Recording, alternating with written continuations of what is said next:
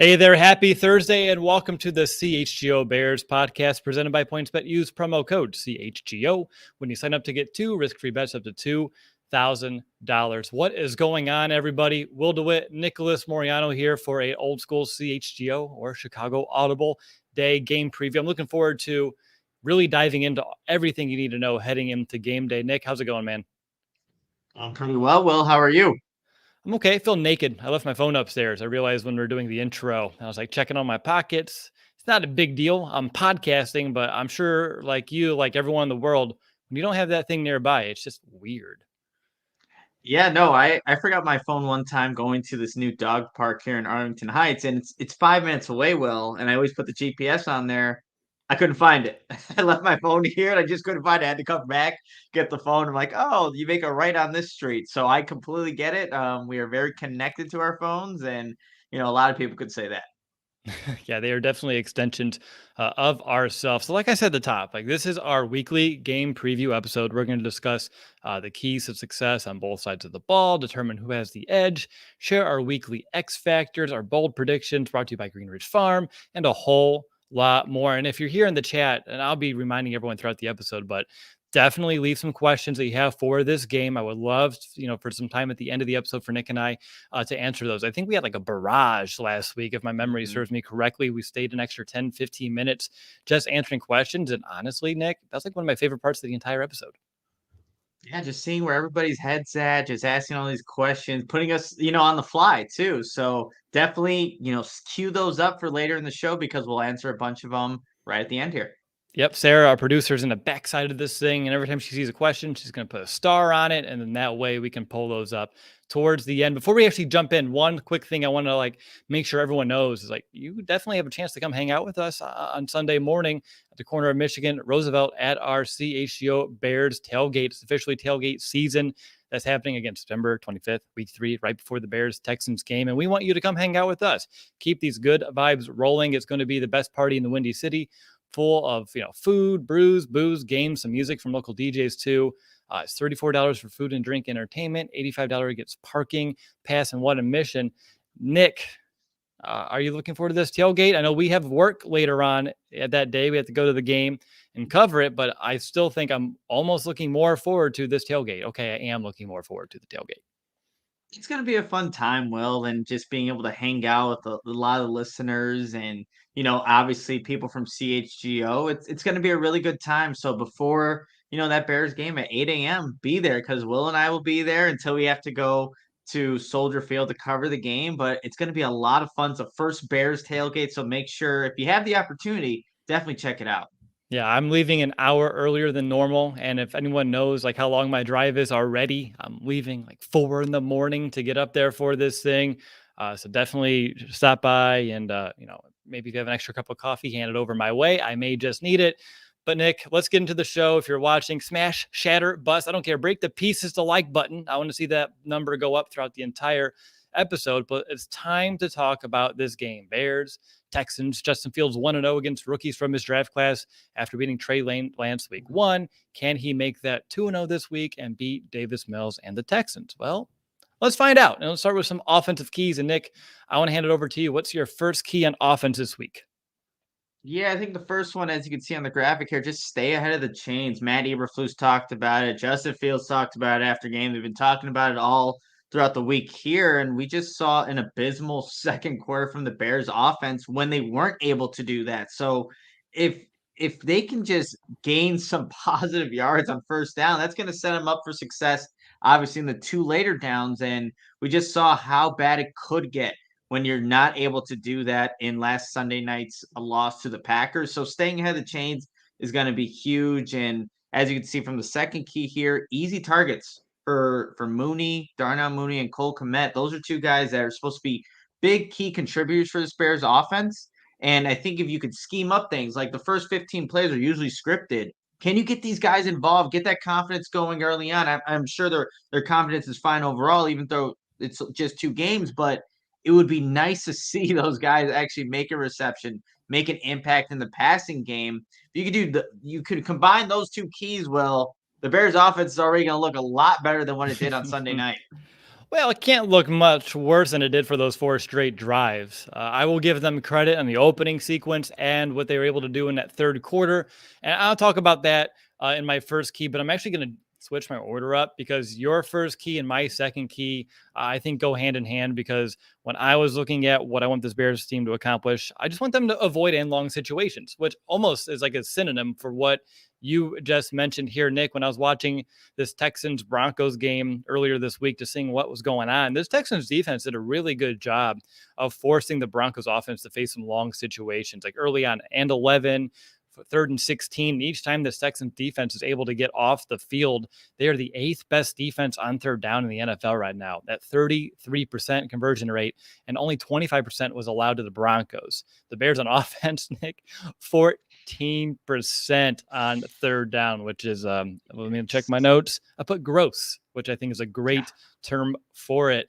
Last week, when I'm looking at the Texans defense, they made a lot of impact plays, 2 sacks, 7 quarterback hits, 5 tackles for a loss, and 6 passes defensed. So like you, Nick, you're talking about the Bears.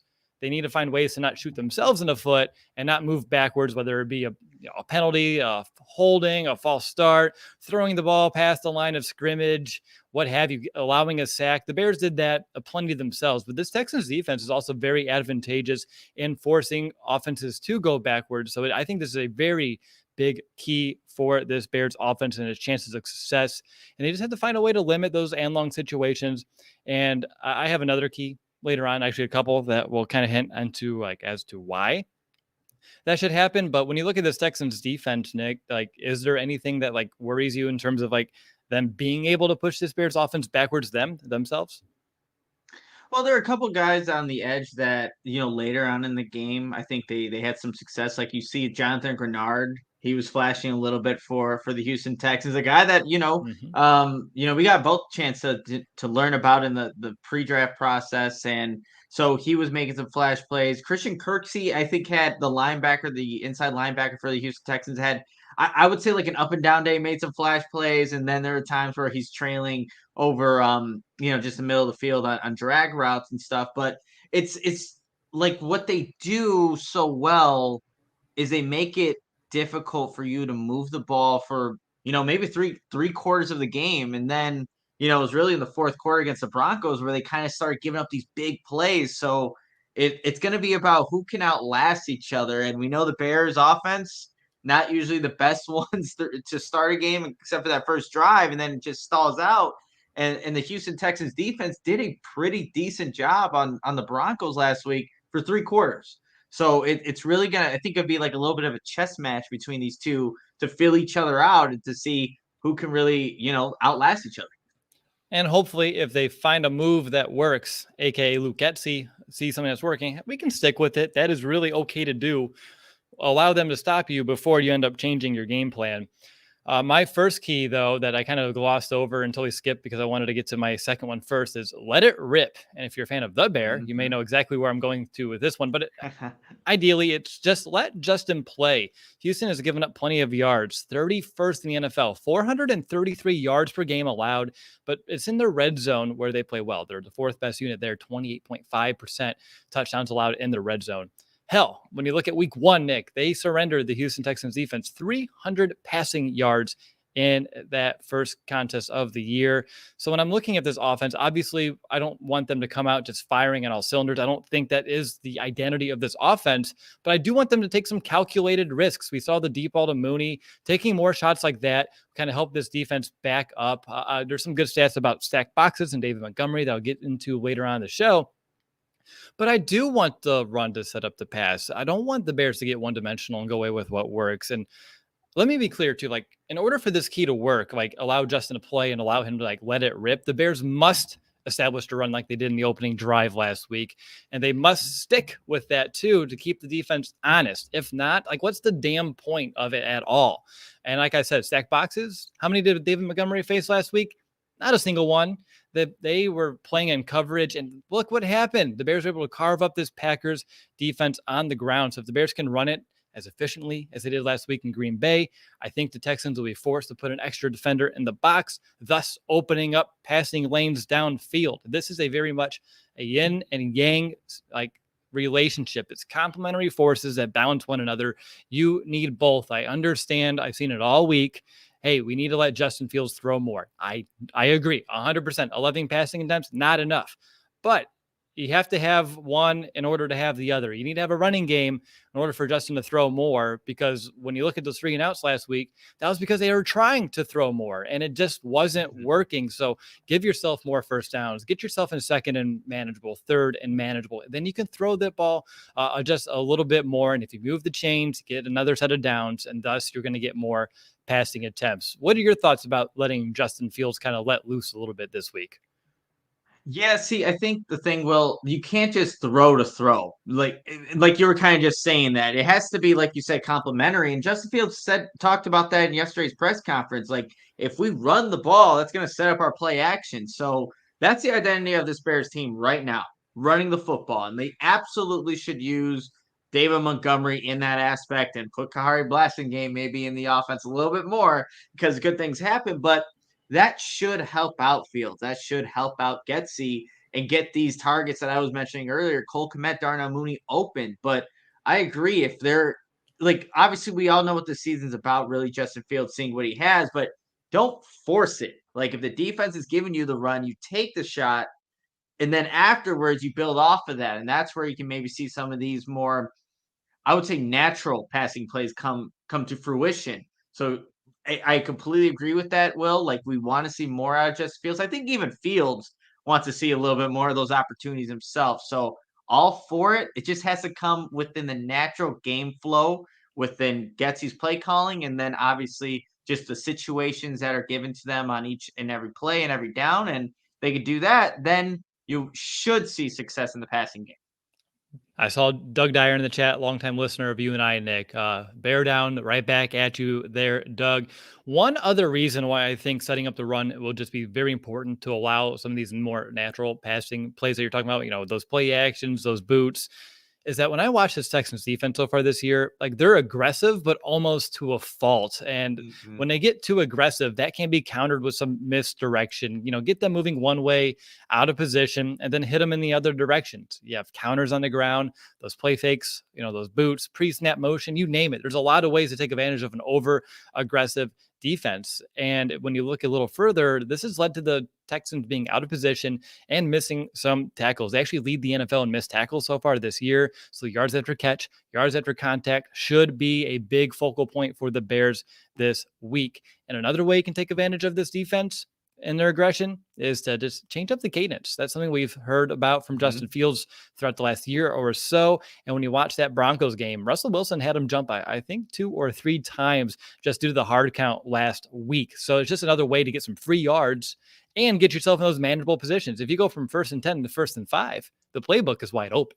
So allowing yourself to do that, I think, really will help this Bears team just be able to keep all options, I'm going to say it, on the table.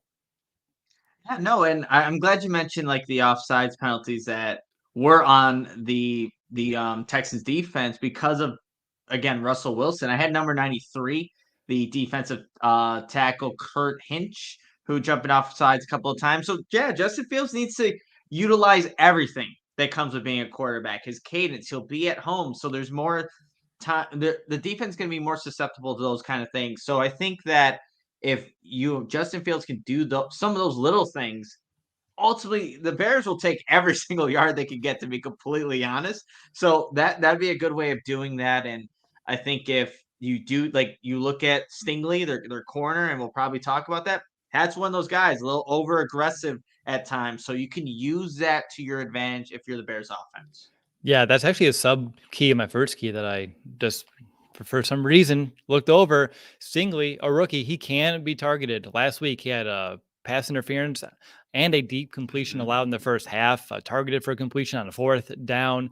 When you look at the 4th quarter, he had another breakdown in his end that allowed another big play between him and a safety, a miscommunication. And look, we're watching it right now in Chicago with Kyler Gordon. Like, these rookie corners can be, hit or miss. They can have some ups and downs. And if you keep going at them, eventually they're going to make a mistake, and you can capitalize on that if you're this Bears offense too. So he's just another player that if we're looking at someone to kind of pick on a bit, I wouldn't mind if Luke Getsy dialed up some plays to his side of the ball. No, I completely agree with that. Well, he was the number 3 overall pick, and that's fine, but he was targeted 10 times in that game. So Russell Wilson, this Denver Broncos offense, they knew what they wanted to do, and 6 of those ended up being completions and almost one for a touchdown that got reversed. But yeah, just like the Houston Texans are probably seeing with Kyler Gordon, the Bears should be thinking the same exact thing with Stingley. It doesn't matter that he's a number 3 overall pick. Test the rookie, see if he can hold up to it. All right, ready to switch sides of the ball and talk about this Bears defense and their keys of success here this week? Let's do it. All right, defensive keys are officially, it's time to go in. Let's go ahead and talk about my keys here. My first key is this: clean up the run defense. Damn it, is this that like not obvious? The Bears allowed 5.3 yards per rush last week, 136 yards came after contact, 15 missed tackles, 5 rushes went for 10 or more yards, 12 first downs allowed on the ground. Like, I can keep going on. I really could. So when looking at this Bears defense, they need calculated aggression. They need to rein it in a bit. I talked about this Houston Texans defense being over aggressive. I saw that last week too from this Bears defense is getting out of position. They need to be able to hold true to their gap integrity, stay in a better position, these run fits, and flow to the ball much faster. The entire defensive line needs to step up. They need to actually tackle. And according to Coach Sluice this week, they need to get lower on those tackle attempts. Contain. Aaron Jones ran outside 12 of his 15 carries. It's 80% of the time, by the way. He averaged 9.7 yards per carry on these outside runs. Whew. And that, I'm looking at Al-Quadin Muhammad. He's just been such a letdown right now, not being able to hold his contain, not being able to flow to the ball on the outside too. Just a real big liability. So whether his snap count goes down, Travis Gibson comes in, I think there are ways to kind of avoid that situation altogether. Dameon Pierce, he's a high effort back with speed coming from the Texans. Hard to take down on the initial contact, averaging 3.5 yards after contact on average, 88 yards after contact already this season. And the Texans do a good job between mixing their run scheme overall between zone and gap. And they're going to use the fullback too. Last week, Nick, I don't know if you saw what I saw. I'm sure you did. The Bears struggled with lead blockers in space. The fullback, the offensive line, you name it. They got bullied with anyone pulling to the strong side of the field on those gap runs. They just got gobbled up all game long, whether it's Nicholas Moreano, Roquan Smith, someone in the secondary. They just could not shed those lead blocks and allowed just easy pickings for Green Bay on the ground. The Bears will need to do a better job of defending them yet again this week. What's your first key? Or if you have anything to say about mine. You know what? I'm going to start with my second key because it kind of goes with what you were saying, Will. Like with Dameon Pierce, it's going to be like gap discipline and going to need that like against a guy who is just a rookie running back at Dameon Pierce, but a hard runner, knows how to finish his runs. And against Denver's defense, they had a tough time bringing that guy down. And a lot of the bigger runs that the Houston Texans were able to generate came in the middle or in between the center and left guard. So whoever is the defensive lineman to that side of the ball, who's playing the nose, you need to be ready for that because that's the better side of the Houston Texans offensive line. They were able to exploit that a couple of times throughout the game against Denver. So, and with Dameon Pierce, like you need to wrap up. If you're trying to tackle high, you are not going to bring that guy down. There's a little bit of like a David Montgomery fierceness in his play what I was seeing there from him. And I know it's really early on, but he kept them in that game and he showed the vision to exploit the defense when they didn't show that gap discipline. So really need to focus on taking that away from the Houston Texans offense, because if you do that, then I think it makes it more susceptible to create these turnovers and just have overall success on defense and bounce back from what happened and just Sunday night against Green Bay. And then going to my first key, going to the other side of the offensive line, Titus Howard, number 71, Will, just gave up a lot of pressure when it was going against, that Denver Broncos defense. And I don't know if it was just being on the road, but it seemed like he was just laid off the snap consistently. So you were talking about Al-Quadin Muhammad. Hopefully it's Travis Gibson who's in the game when he gets an opportunity to go against Titus Howard, because I think there's a big opportunity there for him to really exploit the right tackle, get in Davis Mills' face, make him uncomfortable. Even if he doesn't get the sack, get pressure on Mills, because he was inaccurate when he had a clean pocket. You can make it a little, obviously a little bit more congested in there. that's also not going to be good for him. And that leads me to like my last key: just force Davis Mills to beat you. He showed accuracy last year, but I think through 2 games, well, it's been really spotty for him. And whether he's being asked to move outside the pocket and throw on the run, or just even from a stationary pocket, they're just inaccurate throws happening right now, and maybe just going through a funk. Like we know that Justin Fields didn't have his best game on Sunday night, but yeah, he's got to prove it. And if he could do that against a 4-man rush and is able to diagnose the Bears defense and find the holes in the defense, then so be it. But I think that's the best way for the Bears to have success on defense. You can limit the rushing efficiency from Dameon Pierce and let Davis Mills be the guy to throw all over you.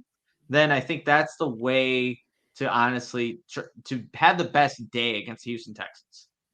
I 110% agree. And if you're watching the show, whether it's live or the replay, and you also believe the Bears need to be, much better in their run defense than their, run fit, hit the like button. I think that's an easy one to agree to. But if the Bears can at least slow down the run, I believe they're going to at least attempt to establish it and keep at it. The Texans will.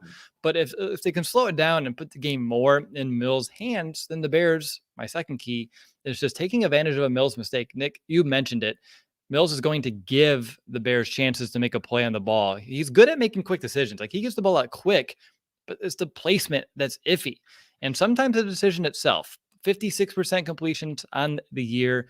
And when I was looking at that Broncos game, before we got to halftime, I counted 6 passes that a Bronco could have came down with it. So this Bears secondary needs to just be advantageous because there will be chances. It's just a matter of capitalizing on them. Instead of just getting the PBU, come away with the interception. Let's get that takeaway, get that Bears offense back on the field, and we can go from there. And like you said, Nick, just even a little bit of pressure goes a long way. Mills can, like I said, mentioned, he gets the ball out quick, but just make him think twice. And even if he makes the right throw, that accuracy can wane a bit, gives these defense chances, and just, coming away with it. Plus, on Wednesday, I don't know, did you see the injury report with Mills on it?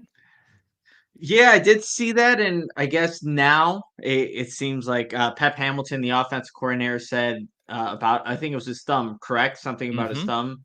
He said he doesn't think it's an issue, but anytime your quarterback appears on one of those injury reports, you just got to be cognizant of it moving forward. Yeah, an injury to the thumb on his throwing hand, whether it's, good enough to play, that could also affect accuracy. So it's just another reason why the Bears should have chances. It's just a matter of taking and making the most of them. And my last key real quick for this Bears defense is it's simple. Get off the damn field. Too many times last week that the Bears failed to get off the field on third down. 55% conversion allowed last week, 50% on the year. And worse, there were just multiple scoring drives allowed last week against the Packers. And I feel like I can say this every year, but on those scoring drives, the Bears failed to even put them in third down a single time, just allowing it to be way too easy for the Packers. So when the opportunity presents itself to get off the field, you just have to do it. The Texans average a league low 4.2 yards per play. They are not explosive, not one bit. Houston, they have been bad on third down, only 26% converted last week. Unfortunately, that's 12% higher than the Bears were. If they can just move the chains, the Texans, with ease, I think the Bears will be in trouble. And quite frankly, Nick, it should not happen. No, it shouldn't. And, getting off the field is going to be huge for this Bears defense. Here's what Laramie Tunsil said earlier in the week on a question about the Bears run defense, which again ranks last in the NFL, allowing 5.1 yards per carry. He said, they're dead last. Hell yeah, we're licking our chops. Let's get it. Try to do our best I can in the running game and get our first W. 1-1-1. Sounds good. So I think the Houston Texans know what they want to do. They see this Bears defense and the inability to get off the field, the inability to stop the run, and they're looking at their rookie running back like, yeah, we are going to try to establish the run and try to beat you doing this. And now it's up to the Bears defense, Matt Eberflus, Alan Williams, to do something about it. When I look at this Texans team and just their offense, it reminds me of a lot of, well, a Lovie Smith coach team. I think you have a running attack you can lean on. And then Davis Mills, I feel like Lovie's trying to make his own new version of a Kyle Orton, that game manager, don't lose me Mhm. the game type, but also like I understand you're probably not going to win me the game. Lean on my defense to bend but not break, keep the score low, get some takeaways, some turnovers, and we'll have our best chance to win. It just feels like, I don't know, just very reminiscent of a lot of football that I grew up watching. No doubt about it. I think on Sunday we're gonna get like those flashbacks. Like both these teams, honestly, will like they're so similar. It is gonna feel like watching a Bears game when Lovie Smith was head coach. Are you concerned about Roquan's hip? Uh I mean, so obviously he didn't practice yesterday. He wasn't on the practice field. He was in the locker room. He was walking fine, but obviously we'll get the injury report later today to see if he's still on it. But I'm not too concerned, Will. Not as of right now when we're recording this podcast, but if he does appear on there tomorrow or later today, then we'll see. But right now, I'm feeling all right about Roquan Smith. Okay. Any final thoughts about this Bears defense? Any other minor keys that came to mind, or just any final thoughts before we move on? Just real quick with Kyler Gordon, I know we mentioned him, and he's probably going to be targeted again. Brandon Cook's the guy that can line up outside, can line up in the slot, and that's a tough matchup for any DB and especially a rookie defensive back in Kyler Gordon. So want to see him have that bounce back game. Well, and Matty Reflus talked to him on Monday, just kind of telling him like how to again rebound from a game like that. So want to see how he responds after not having a very good day in Green Bay, but that might be a matchup again that the Houston Texans are looking at. We have the advantage here. Let's see if we can exploit it throughout the entirety of the game. All right, really good stuff. Up next, we'll be doing our X Factors, Who Has the Edge, and some other fun segments. Before we get to those fun segments, we actually have another really fun segment, which is our Bears bold predictions, brought to you by Green Ridge Farm. And Nick, I'll begin with my bold prediction this week. I have two takeaways for Jaquan Brisker, an interception and Ooh. a fumble recovery for number 9 manning the back of the defense right there. So for me, Jaquan Brisker, who we saw in training camp, we saw in the preseason, we saw week 1, just being around the football, advantageous. I'm looking for 2 this week from the rookie. Well, it's crazy. Again, we've been doing this show for a long time, and it's not Jaquan Brisker for my bold prediction, but I went with the other safety, Eddie Jackson. He was named an honorary captain yesterday. Davis Mills has, had a lot of off-target throws and questionable decisions, like you were mentioning earlier. Pick six for Eddie Jackson. The last one he had was against the Lions, November 22nd, 2018. Man, it would be great to see Eddie. And we've seen Eddie Jackson, I think, having a decent season so far. He gets a pick six against Davis Mills, and those are those game-changing plays you're looking for, those game-changing plays that he's capable of still making. He gets one for my bold prediction in this game against the Texans. I like that a lot. I'm glad that neither of us went with the offense. I think there's no reason for a bold prediction for the offense is almost like a typical just projection for any other offense. Like, hey, Darnell Mooney will score 1 touchdown. Like, woohoo! Like, it's not fun to do bold prediction. And honestly, I don't want to put that on him at all. I don't want to even attempt to curse or whatever you want to put on the other side of the ball here. Like I'm not even touching it. But Green Ridge Farm, you mentioned some really good stuff about them last week. Like, I don't know, you guys still have any of those meats available when I make it up to the city? Because they sounded really good. I was there on Tuesday in the office, CHGO studio, and unfortunately we didn't have any left, and it makes sense because they're so damn Shocker. good. But again, if you don't know about Green Ridge Farm, it's a Chicago local meat and cheese company that offers a better all natural option. Green Ridge Farms, they're the makers of all natural deli meat, sausages, and their famous meat sticks, like Will was just talking about. Perfect for tailgating, and we were talking about the tailgate that's going to be on Sunday for CHGO. So definitely check that out. And happy hour, you can do it for school lunches, and also has 16 grams of protein per stick. So perfect for a post workout snack. So definitely check out Green Ridge Farms and everything they have to offer because, again, awesome product. And, like I said, I wish on Tuesday we still had a little bit left because that jalapeno meat stick that they had, oh, God, to die for. All right. And actually, we have one more thing to get to before we get into our X factors. And Nick, I'm going to pass the baton right back to you for a message from Chi-Town Cornhole.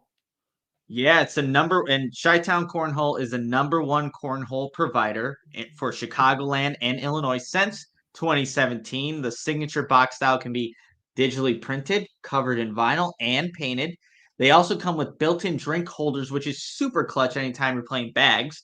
And they have LEDs that light up the hole, so you know exactly where to hopefully make the target in. And I'm not the best, but I will be playing on Sunday at the tailgate, which will be a fun time. And Chi-Town Cornhole can ship anywhere, and it also offers local pickups. Perfect for the next company hangout, and of course, tailgates and backyard barbecues. Check out ChitownCornhole.com to see everything they have to offer. All right. This is the CHGO Bears Podcast at Will DeWitt, at Nicholas Moreano on Twitter. My L's, they're ones. I think you know that by now. But it's time to look into our X factors for this game. And Nick, I put a lot on you to talk about Green Ridge Farm and then Chi-Town Cornhole. So I will go ahead and kind of kick off these X factors here today. And my X factor, I'm going on offense, and it's David Montgomery. My gosh, Nick, I've been just watching that play that he put on last week against the Packers. He tweeted out the move he put on Darnell Savage. Like, that is like the Darnell Mooney I've been waiting to see throughout his entire time here in Chicago. And obviously it takes an offensive line doing their job in front of him, but also I don't think I've ever seen him just that elusive and like stringing combos like he did. It felt like Mortal Kombat and just like boom, boom, boom, like all the different combos that he was able to put together, more so than I could even put in that video game, by the way. But just his ability to break tackles, the Bears should be able to lean on him. He can be effective on the ground as a rusher, also as a receiver, also as a pass blocker. And I think perhaps his ability to make the Texans, like I said earlier, stack the box, open up the pass game is another underrated wrinkle and element that he can bring to the table this week. So if David Montgomery is allowed to eat, and he does, eat everything on his plate here this week and then some, maybe he goes for second, Justin Fields should be able to have a pretty efficient game too with his chances, his ability, because they're going to be focusing on number 32. So I'll allow number 1 to just play a little bit more loose and without having to have a full defense backing coverage if they do end up stacking the box. That's why David Montgomery is my X factor this week. What's yours? Yeah, and real quick, I think David Montgomery just reminded everybody how good of a running back he was last Sunday night. I know people were talking about like Khalil Herbert kind of making an emergence with what he did in the first week, but that's why 32 is 32, and the Bears need him to continue running the rock like he did last week against the Green Bay Packers. My X factor is something that Matty Eberflus keeps talking about: mental stamina. And I bring this up because if you just look at the last quarter of that Broncos and Texans game, and you look at Russell Wilson, how he played for the first 3 quarters, it wasn't very good. The Broncos had 6 points, I believe, through 3 quarters. Then right at the start of the fourth quarter, the very first play is a 35-yard gain. You talked about that play earlier, Will, but they also had gains of 22, 10, 20, 16, and Russell Wilson finishes 5 for 8 for 103 yards and a touchdown. And that's what Matty Eberflus was talking about. At the end of games, his team should have the capability to keep on playing at a high level. And we saw the Texans weren't capable of that. Right when it hit that fourth quarter, they gave up these big plays. And I'm not saying that Justin Fields is going to go out there and do exactly what Russell Wilson did. But man, if they could just, I said earlier, outlast his opponent and wait till that final quarter, even if it takes till the final quarter, that could be huge for the Bears in pulling off the victory against the Houston Texans. But mental stamina. Matty Eberflus has been preaching it, has been talking about it. Let's see it happen in this game against the Texans on Sunday. Do you know what would really help the Bears' chances? And maybe it's the X factor I saw from Nomad. Flus has to get a better polo. Bring out the white polo. It was working so good in the preseason. I understand week 1, you're in a torrential downpour the entire time. But when you went to Green Bay and I saw the blue polo, I was like, oh, come on. And you're wearing the away jerseys. Didn't make a lot of sense to me. But if he brings back the white polo that we saw in the preseason, I think that gives the Bears the entire edge. So I'm just okay. When it gets cold, though, is he still expected to wear just the polo, or can we do something for Flus? Can he wear like a long sleeve underneath, a thermal? Like how is he going to be able to manage these Don't they make long cold sleeve winters? polos? All right, so that still works, right? A white long sleeve polo. Mm-hmm. Yeah, that's Okay, what I would do. perfect. He's good. He's All good to go. right. At least he didn't disagree with me. Like the white polo had No, some magic to it, and honestly, it was a good look. But anywho, we'll get to back to like the actual stuff that matters here, and I want to determine who has the edge. And Nick, you're up first. You have the Bears pass attack versus this Texans pass defense. And before I allow you to just jump right in, does Lucas Patrick go to center this week? And if so, how much does that impact your decision here? I'm glad you brought that up, Will, because I think that could be a big, it's going to change, obviously, this offensive line of what we've been seeing, but he was snapping yesterday for the first time in what feels like forever. So if Lucas Patrick is able to just play the center position, you have Tevin Jenkins at right guard for the entirety of the game, that does help this Bears passing attack. I really do believe that. But and then going back to who has the edge, the Bears passing attack versus the Texans pass defense, I have the Bears slightly here. I still need to see it from the Bears. Obviously, we didn't see much of it against the Green Bay Packers on Sunday night, but just having that addition to the offensive line, I think there's going to be more of an emphasis to actually get the passing game more involved in this game. There are some matchups that I do like for the Bears in terms of maybe getting Darnell Mooney involved. And I just think that by the end of the game, we'll say, okay, the Bears passing tech looked a lot, maybe not a lot better. It looked better than what we saw at Green Bay. So I'll give it to the Bears on this one. I commend you, man. Like after what we've seen through the year so far, it to me it's one of those where I set my expectations minimum and I allow them to exceed them. But the fact that you're confident makes me confident. At the end of the day, I like feeling that way too. I have the Bears rush attack versus this Texans run defense. And I'm giving this one straight up to the Bears. Houston allows 4.7 yards per carry this season. That's been a consistent number throughout each of the two games. So it's not skewed. It's not like 1 week they gave up 10 and 1 week it was 2. It's been about 4.7 week 1 and week 2. So I kind of know what we can expect here this week. The Bears last week against the Packers, we've talked about it, able to carve them up 6.7 yards per rush. That was the second highest in the league in week 2. Don't look at who was number 1. We're not going to talk about it. However, I feel like if it doesn't matter who's playing, I would say offensive line this week in terms of like if it's the same people, I'd be okay. But if Lucas Patrick does go to center and Tevin Jenkins is your full-time right guard, like that makes the edge, I think, a little bigger too, because both of them are upgrades, run blocking from Sam Mustipher. So when you have both of them next to each other, that's best case scenario because I saw Tevin Jenkins paving the way last week in the third quarter in the drive that should have been a touchdown, but they didn't call it a touchdown. That was a drive with Lucas Patrick at right guard too. So they were kind of interchangeable, playing well. And I think getting both out there at the same time would just make this Bears run offense, that's rushing attack, even more dangerous than it has been. Just hammered on the right side. You have Cody Whitehair on the left, who's been hit or miss so far right now, but still, like you can lean on that right side of the offensive line and really do some really good things. So for me, Bears have the edge here, pretty much hands down. Yeah, no, I think that's fair to say, Will, and just having Tevin Jenkins get a whole game to play, like I think that's going to be big. I just to see how he can continue to build off good plays because I felt like there were some drives where he should just stayed in the game, and now hopefully he'll get that opportunity to do so. And both players getting to play a full game and just get into a flow, get into a rhythm, just takes it up one more level. So I'm glad we're on the same page here. Nick, back to you. Texans rushing attack, which we've already talked about, a little slippery, a little dangerous versus this Bears run defense that, as we mentioned, god awful. Yeah, it's been bad, Will, and they have to prove it to me that they can stop anybody on the ground first. So I'm taking the Texans here. When you look at Damian Pierce's stat line, 15 carries, 69 yards. Nice. But it's just there's that's what they're going to do coming into this game. They're gonna run the ball. And until somebody on this Bears defense, and that includes Roquan Smith maybe stepping back up, and the guys on the edge sealing and holding their block or getting off blocks and being able to, just shed a guy and make a tackle. I need to see it. So far, we haven't. And I think it's going to be a tough test again. And I know it's a rookie running back, but you talked about it. This is a Lovie Smith led team. We know they're going to run the ball. They have a game manager right now in a Davis Mills. So they're going to do probably what the Bears are going to do offensively, run the ball, set the play action. So when it's all said and done, I'm giving this one to the Texans. Yeah, it's almost like looking in a mirror in some ways here, isn't it?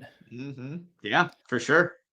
All right, I have the Texans pass attack versus the Bears pass defense, and just like my first one, I'm giving this one to the Bears. Really, the only true threat is Brandon Cooks, and the one big concern is when he goes into the slot because Kyler Gordon, as we know, has been Although there are plays where I was very happy with his play, but the bad outweighed the good last week, and I think that's hmm what a lot of people are kind of remembering most, which I totally understand. And for Kyler Gordon, all we need to do is see growth from week 2 to week 3. And that's what I want to see. But luckily, like I said, they don't put Cooks in the slot a lot. Only 33% of his targets last week came in a slot. Maybe they'll change if they see the matchup that they want to exploit. But he was very effective in a slot. 3 targets, 3 catches for 49 yards. So if Gordon can't hang, Nick, like we have a problem. Main slot guy Chris Moore, he's a much better challenge for number 6. But again, it'll really depend on how much the Texans saw that on film and how much they actually want to attack Kyler Gordon with Cooks. And we mentioned Mills earlier in the show, and the chances that both of us expect to have only 56% completion. I think he's very lucky to not have any interceptions so far this season. They have 5 drops as a team already. That's 10% of the targets hitting the grass after it already hit some hands for the Texans this year. They've allowed 6 sacks this season, no touchdowns from wide receivers. Only OJ Howard has the 2 receiving touchdowns for the team so far this year. So I'm going to give this one to the Bears. Again, they're not an explosive team, and I think lack of explosion does cater to the Bears' strengths on defense too. So the Bears will have the edge in this one. I like it, Will. I like it. So that's 3 out of the 4, right? Yes, Okay. 75%. The only thing is that Bears run defense, which again, totally agree. All right, Nick, let's do some quick over-unders. I set some lines here for us because we didn't get a play last week and I missed it. hmm So let's go with Justin Fields, 181 and a half passing yards. Sounds like a lot, and it shouldn't. It shouldn't. That sounds like could be a half for some quarterbacks, right? I'm going under, and again, I don't think that's an indictment on Justin Fields, but they're going to want to run the ball, Will. So I'm going under that number. I'm optimistic. I'm going to say over just because this Texans defense, they allow a lot of yards. It's the red hmm zone where they really stiffen up. So if they are as loose in the back end as I expect, then we can go over, although I'm not overly optimistic. I'm just hoping for the best here. There you go. What about Mills at 215 and a half passing yards? Definitely going under on that one too. Like I said, they're going to want to run the ball with Damian Pierce, so under 215. Okay, right there with you. Montgomery, this is a line I saw, but it was 66 and a half yards rushing. I thought that was a little low. It does sound low. I take the over on David Montgomery at 66 and a half. Again, the Bears are going to want to run the ball too, so hmm going over 66 there. What about Damian Pierce at 58 and a half? I'm going over. I'm going over on the 58 and a half. We talked about the Bears run defense, not the best right now, so over on that as well. If I disagree, I'll let you know, but so far I'm rolling. We have one more, though. Brandon Cooks, 60 and a half yards receiving. Hmm. I'm go under. I feel like I mean he's the one wide receiver that can definitely be he's gonna be the most targeted. I know Nico Collins actually was last week, but he should be the focal point of their offense. But I'll go under because I'm being optimistic. Okay, I'm right there with you. On the outside, if he's lined up against Johnson, like Jalen has like not really been targeted so far this year, so that's pretty much shut down. You have Vildor, Gordon, that sort of things get shaky. But then you also have Mills throwing the ball, which brings it Mhm. down a peg too. So I'll go under. All right. So up next, we got what our MVP. We still have to tell you who's going to win, our confidence meters. I see 12 questions already starred that we're going to get to. So if you have a good Bears Texans question, now is your time to throw it in the chat. Before we get to all of that to end the show, I want to let you know about Game Time. Game Time is the hottest new ticketing site that makes it easier than ever to score the best deals on tickets to sports, concerts, and shows. Ever dreamed of sitting in the seat you never thought you could? 50-yard line, courtside, behind home plate, floor seats at a concert? It's possible with the Game Time app. The biggest last-minute price drops can be found on the seats you thought you could never buy. You won't find a better deal this season on the Bears than you can on Game Time. Created by the fans for the fans, something I can definitely relate to.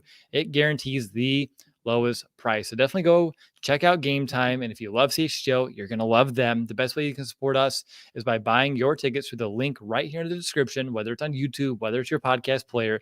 Join the over 15 million people who have downloaded the Game Time app and scored the best seats to all your favorite events. So if you're going to the CHGO Bears tailgate and you want some good seats for a really good deal, download the Game Time app, use that link that we have in our description, and get yourself a good seat after you have a good time at our tailgate.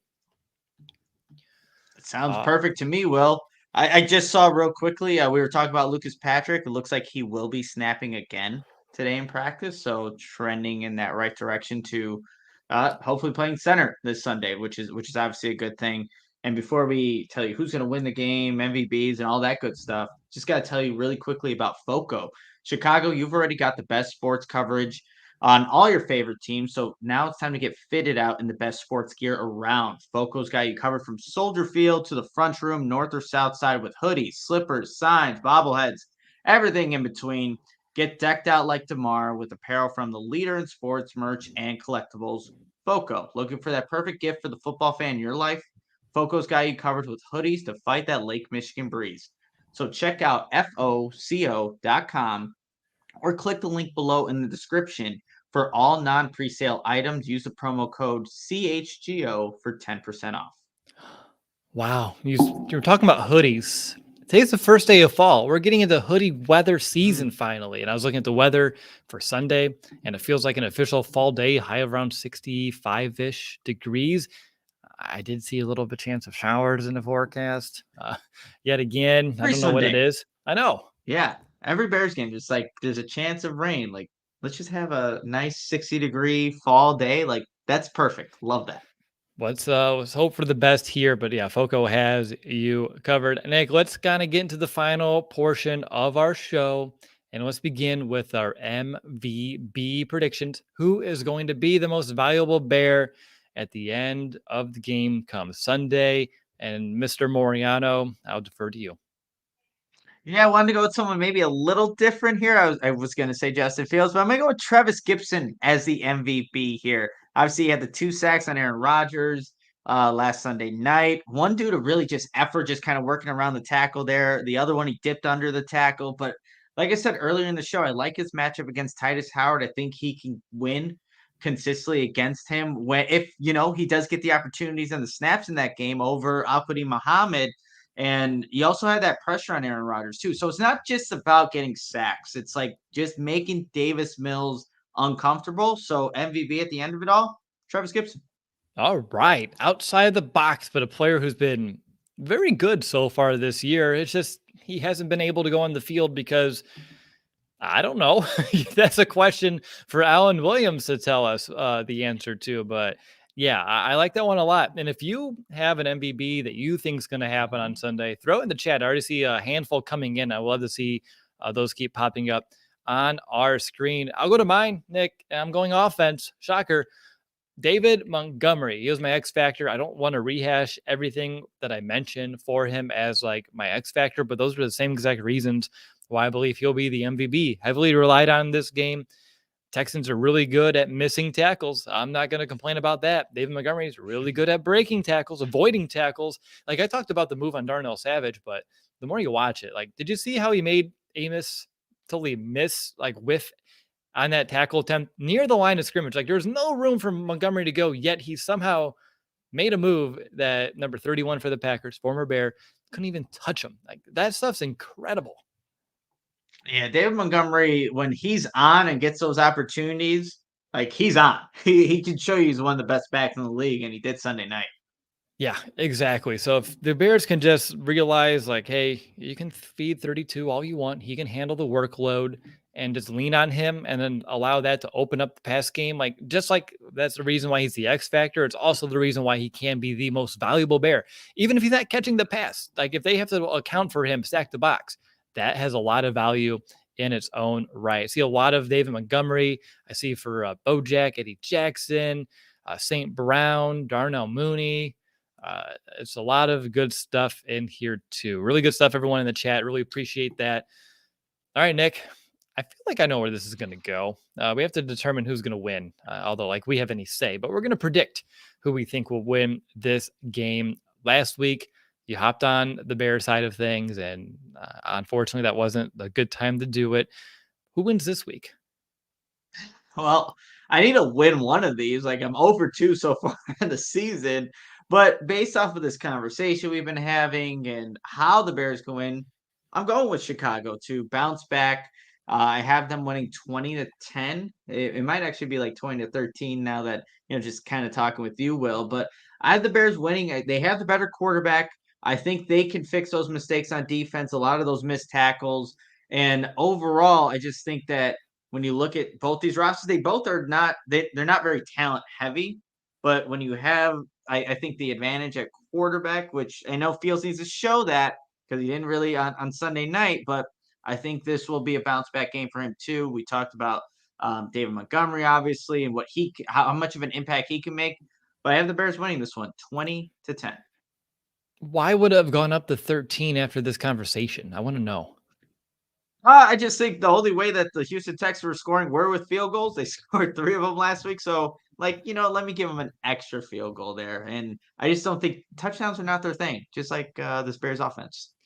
That's the thing, though. They don't score many touchdowns, but they also don't give up a lot of touchdowns either. And that's Mm-hmm. why I have it being a very low scoring game. Although I guess my final score is Bears 17-14.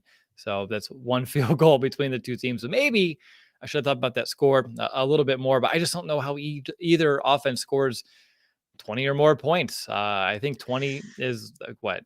Is that the max that the Texans have allowed this year? Off the top of my head, I'm trying to think. Yep, and the Bears have scored 19 as Yeah, their top. it's going to be an old school, low scoring, defensive focused football game. So buckle your seatbelts for those old school folks. But yeah, I have the Bears winning. I think they should be able to move the ball against the Texans defense. It's just a matter of capitalizing in the red zone. And even if they don't, a mistake or two from Davis Mills, as long as the Bears take care of the football themselves, should be enough to put the Bears over the top. But I think it's going to be a slugfest. And it's not going to be like a pretty game of football. You're not going to see a lot of highlights on NFL Network, ESPN after the fact. But at the end of the day, I expect the Bears to be on top. And that's going to make me a happy man driving all the way back home that night after I was thinking a long day at Soldier Field, but I'm not trying to complain. I meant like a long day in terms of like we're going to be there for a long time doing what we love. So I want to make sure at least I put it in that context. All right. So we both have the Bears winning. You have a wider margin than I, but we both have it being a very low scoring game. So when you're looking at everything, how confident are you in the Bears to win this game? Obviously, we do a scale every week, 1 to 10. It's our confidence meter. We've been doing this for years. Where are you at? I'm at a 6, Will. I know it's obviously I have the larger gap in the victory than you do, but still, like, we need to see those missed tackles on defense be fixed. We need to see them be able to stop a rushing attack. We need to see Justin Fields bounce back. And if they're able to do those things and, add some play action on offense, then maybe you hit some of those bigger plays and incorporate those playmakers that have been missing in this Bears offense. And, the Houston Texans are thinking the exact same thing, though. So if they could do all those things that I just mentioned for the Bears, then maybe they're the ones that can actually, make this a more competitive game. But still, I have the Bears winning, but I have it as a 6 right now. I see Tony Daly from the Irish Bears Show, a real good pal of mine, saying this is a bounce back game. Love the way you're framing that there, Tony. Totally agree with you there. I'm sitting at a 7. By the way, that confidence meter graphic, we're getting futuristic over here at CHGO. That was a pretty slick looking meter, if I say so myself. But I'm sitting at a 7. I'm not going to sit here and say like this Bears team is going to win hands down. Like there are ways the Bears can lose. We talked about Cody on After Dark on Monday. When you look at the line, like the NFL is even like making it pretty much a toss up. They don't know which way this is going to go. But when I just look at both rosters and what I expect from both teams, the Bears should do enough to win. And that's why I'm 7. It's kind of like, yeah, we should win, but also like if they lose, I'm not gonna like beat my head for it because like I can see it happening. So 7 seems like a good, safe, confident number for me, so I can keep my expectations, grounded here this week. After where I was at last week heading to the Green Bay game, it's like back down to earth, and now my goal is like hold on tight, Nick, and not allow myself to get too far ahead yet again, because the come down hurts. It always does. And, against Green Bay, it hurts even a little bit more. Just like Justin Fields said yesterday, it hurt a little bit more losing to Green Bay on Sunday night. If you're confident that the Bears are going to win, hit the like button. If you think the Bears are going to win, hit the like button. And if you think the Texans are going to win and you're a Bears fan and you're watching this show, Nick, what should they do? They should probably hit that like button.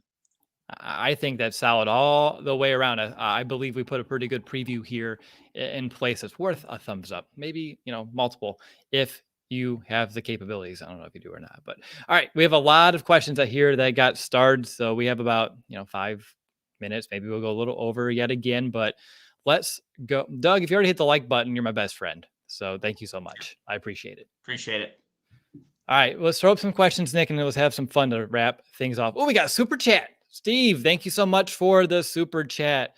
You are welcome, because he's thanking us at the top. Always great shows when we're both on. I appreciate that too. The chemistry, it's undeniable. Have you heard any trade rumors, including Kenny Galladay and Robert Quinn? Nick, have you? I have not. I must have missed those trade rumors circulating on Twitter. I have not heard anything about Robert Quinn, and yeah, probably just rumors. Doug in the chat said he's replaced you now because I said he's my best friend. Oh, well, it happens. Thanks. I thought you were going to be a little more hurt by that.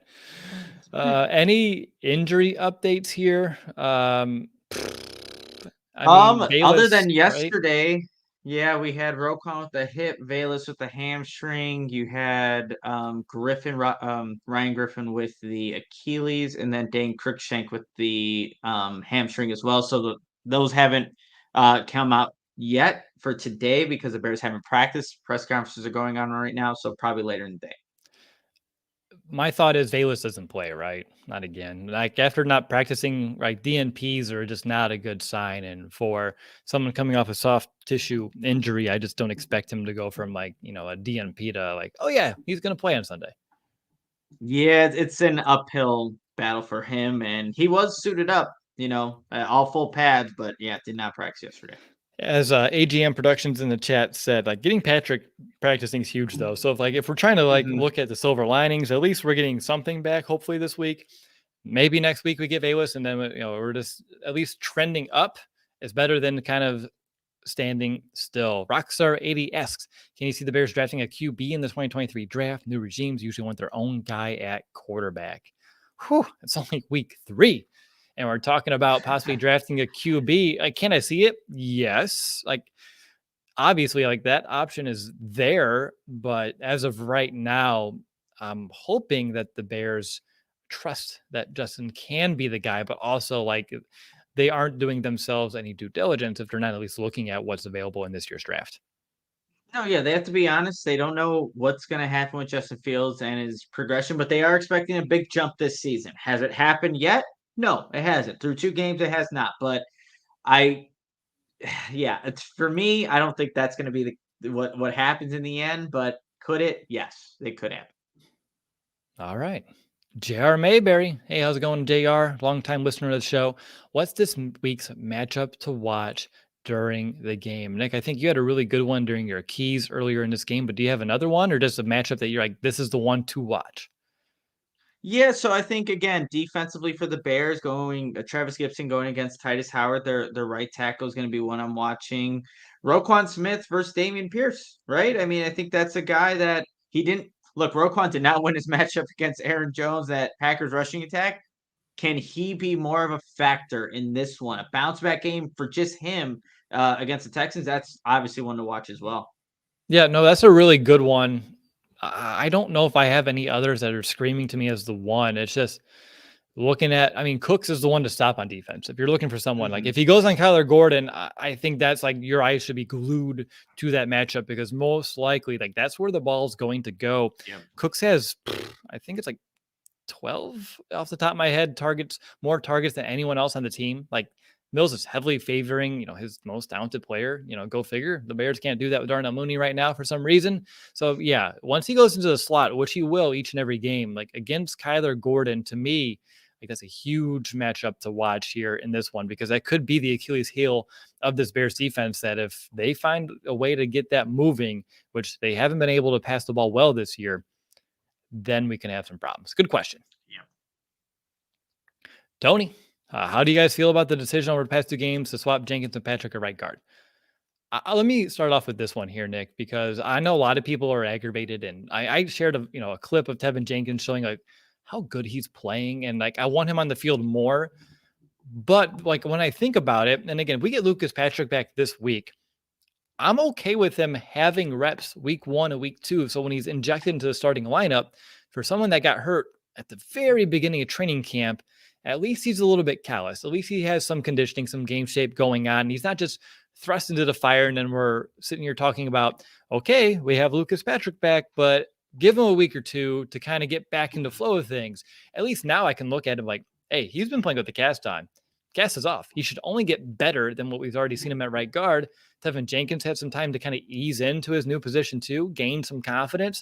So as frustrating as it is to like watch your former second round, your second round pick go off of the field that we're super high on and excited to watch play and playing well, it may be best case scenario to allow the Bears to kind of get off the bus running. And I mean that literally. So for me, Will, I think the first game completely understood it. You wanted to get Lucas Patrick involved. He was healthy enough to at least play, just obviously not snap. Then game 2, I'm like, okay, I get why you're doing it, but also now that this is the timeline where he is going to potentially be the center in week 3, I get why you wanted to still get him reps in week 2, get him to a rhythm, get him into game time action. So it made now that if again he is playing center on Sunday, it makes sense why he did the rotation. And hopefully you just see an overall better product from your center to your right guard because you have been giving those guys playing time. So I understand why the Bears did it. Yeah, and if Lucas Patrick, like I said, he wasn't bad out there. Jenkins maybe had a little bit more oomph and some push, but also he was playing with a club. You can't grab and you can't steer your guy that you're blocking with one hand. So Lucas Patrick should only be able to play a little bit better. And Unless also you're Kenny like Clark. Unless you're Kenny thank you. Clark, then you shove Yeah. Sam Mustipher out of the way with one hand. Woo, that's fair.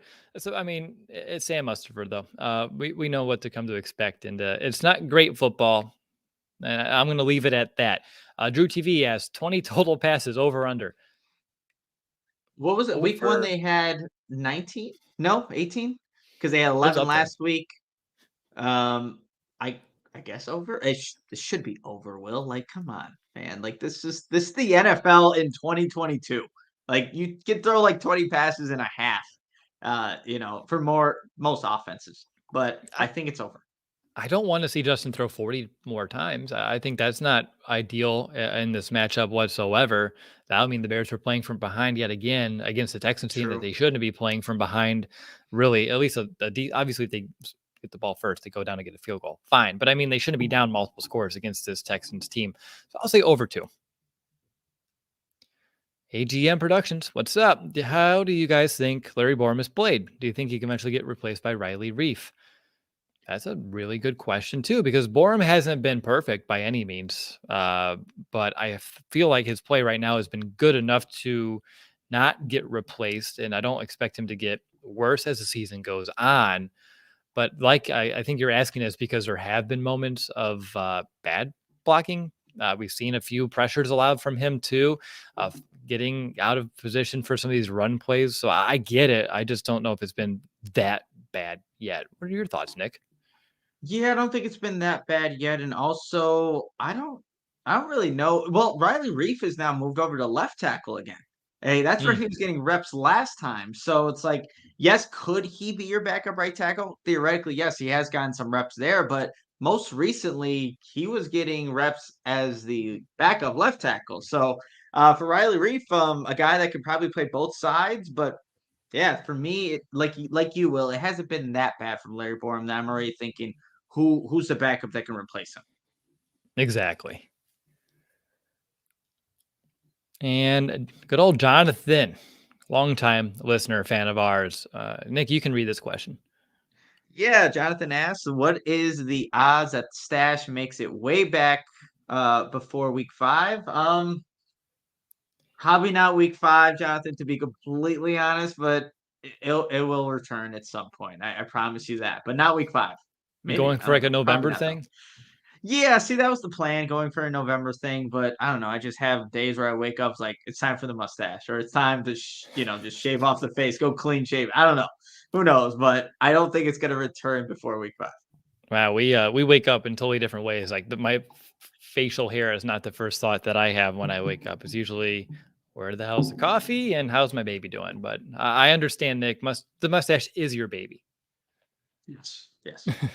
JR Mayberry, can you guys play your Bear Down song at the end of your Thursday episodes for old time's sake? Man, I missed that outro Wow. too, JR. I really do.